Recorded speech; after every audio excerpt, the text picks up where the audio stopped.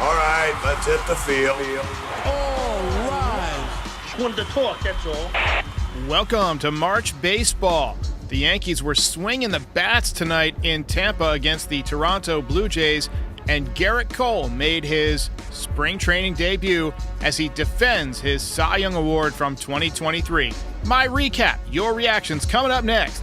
This is NYY Recaps. Welcome to Yankee Stadium. Just when they thought I was out, they pull me back, kid. All right. How's it going, everybody? Welcome back. Well, a 0-0 game last night, and tonight was not that. Offensive explosion from the Yankees, and the baseball was flying out of the ballpark. Before we get to Gerrit Cole, his spring debut, Juan Soto, Anthony Rizzo both had big nights. The absolute nuke off the bat of Everson Pereira. I got to take a little detour while we wait for the chat to catch up. Got to take a little detour to Carlos Rodon, who Bryan Hoch reported gave up 4 home runs in his live BP session against minor leaguers today. 37 years of watching baseball tells me, hey, whatever, no big deal. Do not be concerned. This happens. Saw Roger Clemens give up 10 runs in spring training one time. Doesn't matter. I mean, it's live BP, batting practice. Probably not trying to strike guys out, whatever. But I promised you I would always be honest with you on this podcast, and when I read that, I got a little bit of a feeling of dread. It was involuntary. There was nothing I could do about it. But based on the year he had last season, you can't help but feel a little bit concerned when you hear something like that. Now, maybe it's just rage bait being posted by Hokie, but his job is to report what he sees at camp. And so it's worth admitting a little bit of extra concern in Rodon's case. You know, I wouldn't have been concerned if somebody like Gerrit Cole gave up 4 home runs in a BP session. But we're not talking about the Cy Young Award winner. If Carlos Rodon had put up a 2.95 ERA last year, I probably wouldn't have even mentioned it on this podcast. It would have been a funny side note. But because his ERA was almost a touchdown and he gave up 9 million home runs last season, it's possible. It is possible, if you are a glasses half empty person, to interpret today as an early warning sign. Not a red flag yet, but I would not be doing my job if I didn't talk about it. So I wanted to bring that to your attention. Something to keep an eye on. He's got to do better. Time to stop throwing these fucking meatballs. See, Spinning Mantis says that Rodon was working on a curveball, which he doesn't throw. He says, quote, I had some sequences there at the end, Rodon said, got some work on some curveballs and the cutter, so it's good. So, like I said, don't be that worried. But, again, you hear home runs from minor leaguers, and the hair stands up on the back of your neck. I obviously won't spend all night pounding away on Rodon because the Yankees had a really good night at the plate. All right! Pretty good lineup tonight. We had Soto in there. We had Judge in there. Judge really hasn't, crushed the ball yet this spring, but it's coming. Rizzo crushed the ball tonight. Stanton was in there. He was 0 for 2. Austin Wells was in the lineup, which I found interesting because he was catching Gerrit Cole. Now, you may remember, and I know Pepperidge Farm remembers, that when Austin Wells was called up last season, Aaron Boone said that he planned to have him catch Gerrit Cole at some point down the stretch. It never happened. Ben Rortvedt caught him in the final 13 starts. Gerrit Cole won the Cy Young.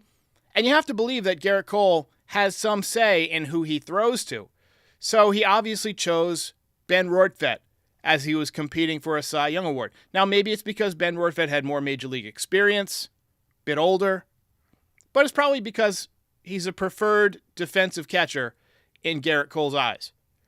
So I think it's a good sign that they're pairing these guys up early in the spring, giving them a chance to work together in case Austin Wells does end up as the starting catcher or does end up seeing significant playing time this season. We still don't know about Trevino. He's dealing with a calf. So until we see him in game action, we have to assume that Wells is going to be the starting catcher on opening day. We had Everson Pereira in the lineup, which, he's kind of the forgotten prospect. He has enormous pop. He was a top-ranked international guy, had huge minor league numbers at times, did absolutely nothing in his cup of coffee last year. Absolutely nothing. But as you saw tonight, he hits the ball very, very hard. He had an absolute nuke of a 2-run home run. I'll be interested to see what his place with the organization is at the end of this season. A full year in AAA would probably be a good thing for him as he figures out those sliders. But also, if he hits balls like he did tonight, other teams are going to ask for him in those mid-season trades when the Yankees are looking to pick up a pitcher. All right, so it looks like the chat is filling up. Almost 200 people in here. Let's get to the recap. All right, let's go. Let's get it going. Blue Jays were all over Gerrit Cole in the first inning. They got 2 runs on 3 hits. Monster home run by Daniel Vogelbach, who is a human specimen. Juan Soto was in the 2-hole ahead of Judge again, and he ripped a double in the gap, but also made a base running error and kind of got caught in between on a ground ball to shortstop. When you're leading off the second base, if the ball is hit behind you, in other words, it hits to the second baseman, you take off for third. If it's hit in front of you to the third baseman or the shortstop who's playing to your right, you head back to second base. He kind of got caught in between because it was hit just to his right, and he got thrown out at second. So, spring training, everybody's going to forget about that thing in a couple of months, and he made him forget tonight. He swung the bat really well. Nice defensive play by DJ LeMahieu at third base in the top of the second, sliding stop to his left to take away a base hit. Nice catch. Yes.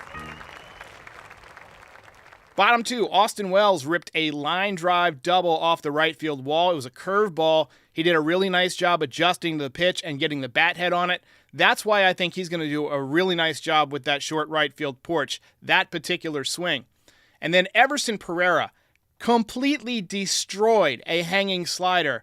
I'd love to give you the StatCast data on it, but I think it actually left this space-time continuum. That ball is high. It is far. It is gone. From Everson Pereira.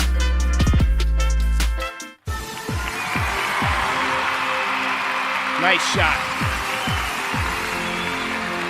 They're going to find that ball somewhere in the multiverse. Actually, it went 406 feet. It was a hanging slider. Any pitcher will tell you that hanging sliders go a long way because you get that nice backspin. And he hit it over the pavilion into that parking lot out there behind the left field wall. Later in the inning, Juan Soto eyeballed a couple of very close pitches to draw a walk. We're going to see a lot of that this season. And I just find it completely fascinating how good this guy's eye is. It's almost like he's a freak of nature, like he's experiencing the pitch in a different way than the other people are. There was this story about how he identified that one seam hit the strike zone. I mean, how can you see that well? That's unbelievable. And then Judge followed up with a walk to load the bases. And then, welcome back to Anthony Rizzo. Gone, a grand slam. Gone, a grand slam. Power is back. A grand slam. Grand slam. He's gone. First grand salami of the year. First row, I think, as you'll see on the replay, someone put their hand up in front of the Yes camera. Check this out. The hand is right in front of where the ball ends up. So we got a nice shot of it's like when you draw that turkey in kindergarten and you draw the line around your hand and then color it in. That's what we got instead of the Rizzo home run. But then the power went out.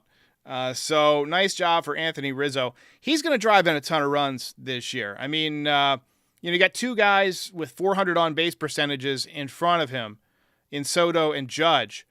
And they're going to be walking all year. They're going to be getting hits. Soto is just a hitting machine. He's already got a couple of doubles. And then in the 4th inning, he got a hanging slider. And this guy is just going to be so fun to watch. There it goes. That ball is high. It is far. It is gone.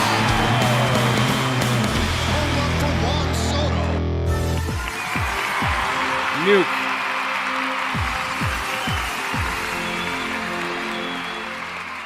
And as the baseball old-timers say, when he hits them, they stay hit. And man, did this one stay hit. Short porch, he does not need it. First home run was off the left field scoreboard. Second one hits halfway up the batter's eye in dead center field. I'm going to need to break out the pay that man his money soundbite again like we used for Aaron Judge a couple of years ago. Looks like.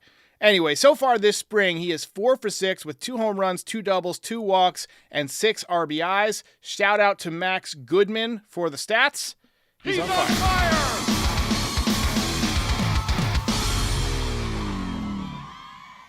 Once again, the beatings will continue until morale improves. A couple of batters later, Anthony Rizzo stepped up again, and this was a really good sign. There it goes!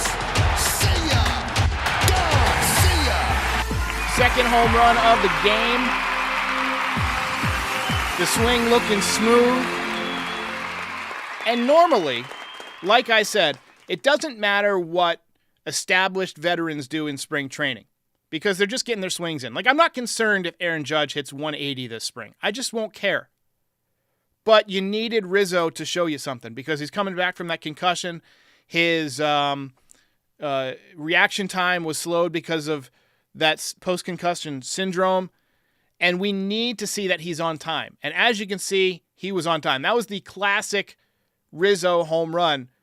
Inside pitch, brings the hands in, barrels it up, no doubt about it. He needs to have a healthy season, and if he does, I guarantee he will drive in 100 runs. 5 RBIs tonight. Yankees win, going away. Ball game over.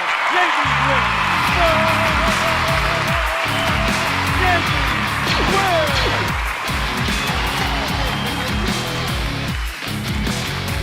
You might notice I keep my water really far away.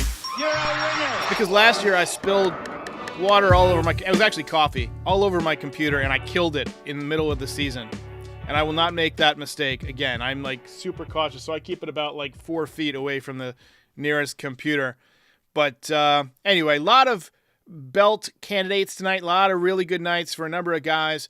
But there is very little doubt as to who gets the belt tonight. Grand Slam usually does it, but you tack on a solo shot, and you got an easy belt win. Anthony Rizzo. Erik C. brings up a good point. Says Rizzo playing for his contract too this year. All right. It's contract year for everybody in capitalism, man. We're all playing for that next contract. Anyway, I tweeted tonight that having Judge and Soto back-to-back is like the baseball equivalent of Tom Brady throwing touchdown passes to Randy Moss. It might just be unstoppable if they're healthy and clicking. But if you somehow do manage to stop them, which they weren't able to do tonight, the guys around them are going to break the dam. I mean, Rizzo is hitting. Stanton looks healthy.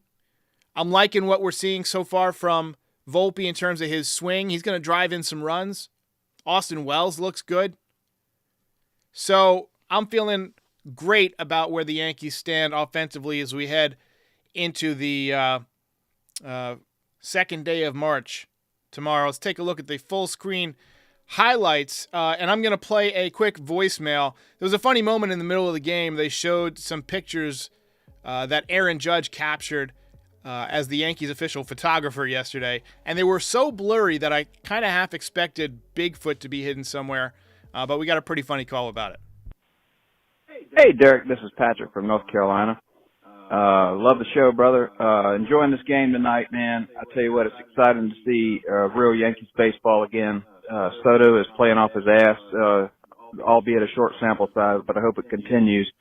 But I want to give compliments tonight to Aaron Judge because he is apparently the team photographer for spring training, and he has captured the essence of the field of vision for Angel Hernandez, and that was put on clear display tonight. And I just want to appreciate him for the savant that he is, not only at baseball, but in photography as well. And thank him for that lovely tribute to Angel Hernandez, Cyclops himself. Cheers, brother. Appreciate the call, man. Appreciate the call. Frankie says it looked like an outtake from the Blair Witch Project. As you see, the second home run from Rizzo here. Good night for the New York Yankees. Let's hear it one more time. for Anthony Rizzo. Take a few comments, questions, and so forth as we polish off an excellent Friday night. THG says, "What's up, everybody? How you doing, THG? Mod of the century." And then Yankees Jets fan says, "That hand pissed me off." How is that even possible? I figured they would attach those cameras to, like, I don't know, just the underside of, like, the press box or something. I guess it must be a really short distance between, where those cameras are stationed and where the seats are. Because, I mean, how does that not happen more often? Guy put his hand right in front of the camera. Javier Velez says, "Angel Hernandez is the worst umpire in baseball history for a long time." You're a smart motherfucker. That's right. Jack L. says, "Cole is locked in for another season of being an ace." Yeah, we didn't talk much about him tonight. So he got hit hard in the first inning, had to come out after 2/3 of an inning. And you can't do this during the regular season, but in the spring training games, you can come back in after you exit as a pitcher because they want to keep guys on their usual pitch count. So he was at 22 pitches. They didn't want him to throw too many more than that in an inning. He ended up going 2 innings, giving up 4 hits. He only had 1 strikeout, came on a slider. Looked like the fastball had the same zip that we're used to from Gerrit Cole. Nice ride. But, his first outing of spring, he's just focusing on throwing strikes, not really trying to strike guys out. And I feel like he's going to have another great year. And Donnie Clark says Rizzo will also be great this year. Look, he's going to have the opportunity to be great. Right now, he looks healthy, as we see the hand blocking the home run. It's like an eclipse. He is a guy that is just going to drive in so many runs if he has his standard year where he hits 280, 290. And look, he was hitting over 300, I believe, when he had his collision at first base. Might have been like 290. But he was having a good year. He had driven in a significant amount of runs. I think he had 9 or 10 home runs. And after the injury, he basically just completely fell off. And it was all reaction time. So he needs to bounce back, and if he is healthy, he's going to have a chance to drive in an enormous amount of runs. Yankees Jets fan also says, "Just imagine how good this team can be if DJ, Soto, Judge, and Rizzo are all playing at top level. Don't even really need them at top level. 90th percentile of their career best year. Judge hits 55 home runs. Soto, hits 290 and has a 400 on-base percentage. Rizzo hits 28 home runs, drives in 100 runs. LeMahieu doesn't need to win a batting title, but if he hits 290, I mean, that's huge. Giancarlo Stanton, if he has a year like he had a few years back where I think it was 21, maybe 21, where he had 35 home runs. I mean, he's not that far removed from that guy. He looks good. Dylan the Don says he was hitting 302 when the injury happened. So yeah, he needs to bounce back. The Yankees are counting on him, and as someone said earlier, he is playing for a contract. All right, let's wrap it up. Take a few more comments. I gotta get out of here. You gotta go. Frankie says, "What did you make of Kiki's Yankees revelation?" It tells me that they don't have a lot of confidence in Oswald Peraza. Man. Game over. Now we saw Oswaldo Cabrera playing shortstop today. He actually threw a ball away. Peraza's been hurt, so he had a bad spring last year. Struggled when he got called up. I thought he hit better a little bit towards the end. Hit that long home run against the Diamondbacks. But it tells me the Yankees aren't super confident in him, or they wouldn't be shopping around for a utility player.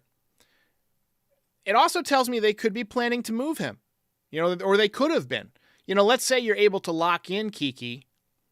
Maybe you move Peraza in a deal for Dylan Cease. Who knows?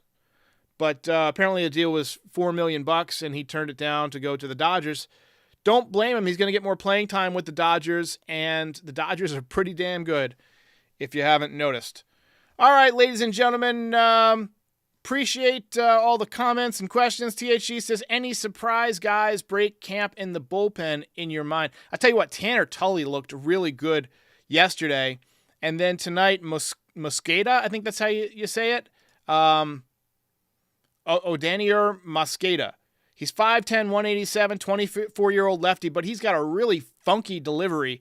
And as a hitter, facing a guy one time who has a funky delivery and some nasty stuff out of the bullpen, that can be tough. So he's somebody that I could definitely see breaking camp with the team. Usually there's 1 or 2 injuries. I'm sure the Yankees will have 1 or 2 injuries before the spring training is over. And, there's going to be opportunities for these guys. All right, everybody. Thanks for joining. Got a podcast tomorrow with my buddy, and then I think the Yankees are on TV tomorrow. If they are, I'll be back with a recap. Otherwise, I'll see you next time. Thanks for watching.